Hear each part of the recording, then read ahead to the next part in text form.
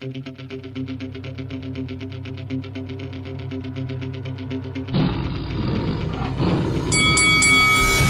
this is Carl the Cobra Frutch, and you're watching Lights Out.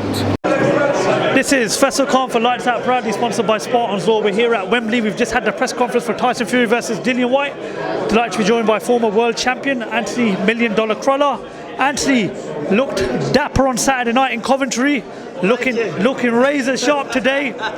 Thank you, mate. I appreciate the love. Excited for Saturday night? Yeah, I'm excited for Saturday night. Listen, it's one of the biggest fights in British boxing history, and you know, just being out there, being around the pitch and stuff, you get that extra buzz for it. Fight week, it cracks it up. And listen, the press conference was surprisingly friendly, but also I believe there's a lot of respect between those two guys. I believe, listen, you can even argue it's that mind games again with Tyson, you know, being so friendly, and Dillian maybe being a bit surprised. I don't know, but no, one thing I do believe is, away from the cameras, away from all talk, those two lads have got a lot of respect for each other.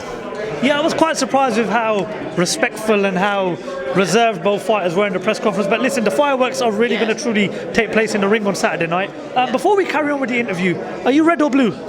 I'm a red, and you're going to ask me about last night. And I'm a Liverpool fan. Yes, I was there. Oh man, yes, I was there, and yes, I was in the posh seats last night. And second half, I drowned in my sorrows, put it that way. Yeah. Someone said to me I need to mix up my interviews, maybe talk a bit of football. Yeah. Obviously, you're a fellow Mancunian. Great time to talk about football if you're a Liverpool fan. You're a Liverpool fan, which I am. But yeah, what have you made of the current state of Man United over these last couple of years? It's hard to see. And listen, you know, all joking aside, we've got our two biggest rivals. One was chasing a treble, one was still chasing a quad. Oh, don't make me think of that. And we're just not performing, and it's hard to see players who look like there's no passion for that shirt. It's a hard watch. I know there's rebuilding process which Liverpool went through. I can't pretend I'm an expert or anything like that, but you went a long time without a league title and stuff like that. But I think it's been hard, especially when for a fan like me, all I've ever knew is success. You know, growing up as a kid, he was winning everything, and it's like my little lad now. It's very different for him at school than it was for myself. But you know, we go through these rebuilding processes, but it seems a lot of money's been spent and you're not getting it right, and I think it's very important that it gets right soon. But I think there's a lot of problems at the club, that's for sure. I can kind of relate to what you've just said, because when my old man was probably my age, he used to see Liverpool winning everything. 60s, 70s and 80s, Liverpool was so successful, then United had a good 20 years of success. What do you think the core problem, the main problem is at Man United right now? I think it's definitely down to the backroom staff, and I don't want to start going, you know, there's been no secret about the ownership of the club. But I mean, listen, it lies more than that. I think even you're looking at recruitment, there's some of the big, you know, money spending that's happened. There's been very poor buys, unsuccessful buys, a few too many, and we've just got to start. I don't know. I think inside and out, that, you know, from people say from the core it looks it, but I'm not going to pretend I don't know loads about that side of the club. But I've got a set of eyes and I know what I see each week, and it's a hard watch at times. Okay, I don't want to dwell too much on talking about Man United's unfortunately right now, because they are really in a bad place. But listen, football goes around in cycles. I'm pretty sure Man United will have enough to turn it around one day. Hopefully not anytime soon. Let's talk about Saturday night, Anthony. $1 million question. Go. Is Dillian Whyte the biggest risk to Tyson Fury in this heavyweight division? Certainly one of them. Certainly, you know, you go through the names, and obviously you take Wilder out of that because of the fights they've had.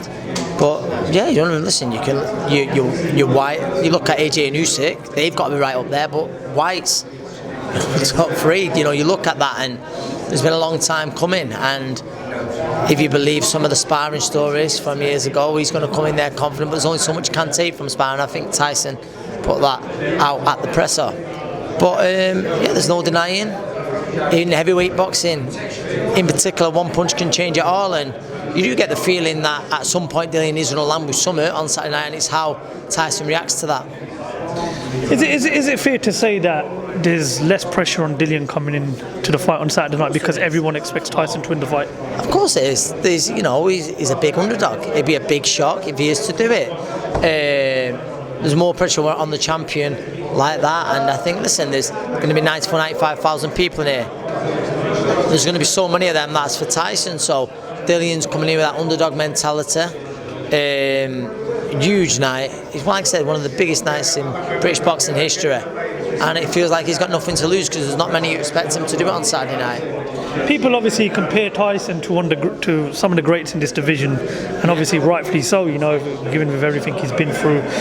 A lot of people have also said that he dethroned the great of Klitschko. You know, he took Wilder's best punches, and you know, some people are saying, how does Dillian Whyte manage to beat a guy like this? And that's it. And then look at it. Listen, Dillian looked great last time out against Povetkin, but you've got to remember the fight before that he was looking well. But you know, he gets knocked out by a Povetkin in an unbelievable shot. So he obviously shown character as well to rebuild. But when you start weighing up like, if you know, he took Wilder's shots and come through one of the biggest punches in heavyweight history. What if Dillian does land, he'll come through that as well. But it doesn't always work like that. You know, on paper, yeah, that's why Tyson's a big favourite, but it doesn't always work like that.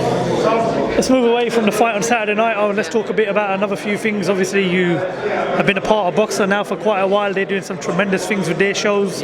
We saw on Saturday night Dylan Chima, the hometown favourite, winning Boxer. Unbelievable tournament, and well done, Dylan Chima. Do you know what? There wasn't a bad fight in that tournament. Not one bad fight. I don't want a bad round in it.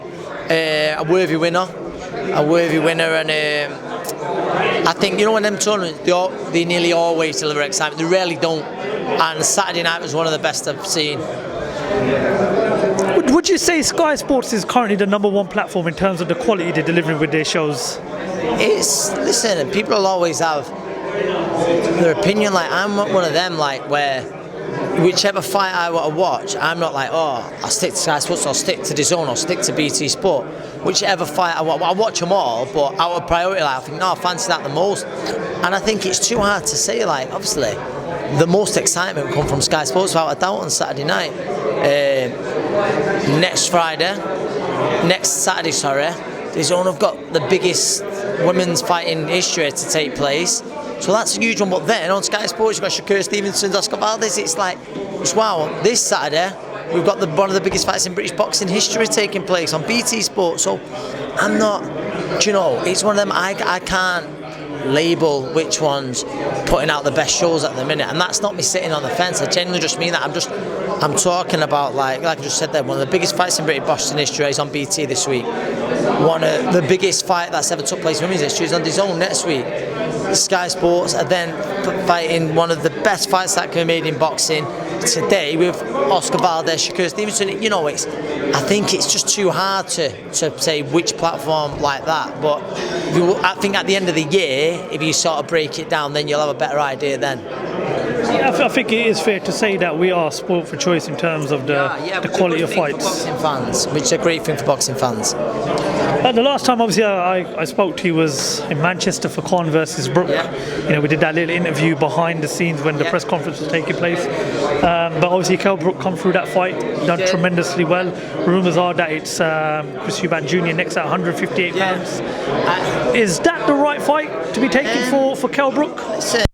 It's Tyson. Kell, he believes in his own ability massively. Listen, he's had a tough fight, yeah, especially up at weight, but then before the Amir fight, I was saying, is the weight that's going to take too much out of him? So you don't know. Listen, I'd be happy to, I said at the time, I would have been happy to see both Amir and Kell walk off into the sunset after a huge fight. I would have liked to have seen it, but if, you know, he's going to carry on, he's going to feel he put in a great performance. I've got more big nights left in me. Obviously, Junior is a much different ask than, you know, Amir at the weights below, and Amir, who's obviously the best days was behind him, and Kell's best days are behind him. But it's listen, it's a huge fight still, isn't it? Right, before I let you go, because I know you've been busy back and forth with interviews, broadcasting, one final prediction for Saturday night. Fury versus Saturday White. night, I think it's a great fight. I think there's going to be excitement. I think Tyson Fury will have to take a shot or two along the way that he might feel, but I believe Tyson Fury between 6 and 8 rounds. Anthony, a pleasure as always. Thank you very much for your time, and thank you for talking to Lights Out. Thank you.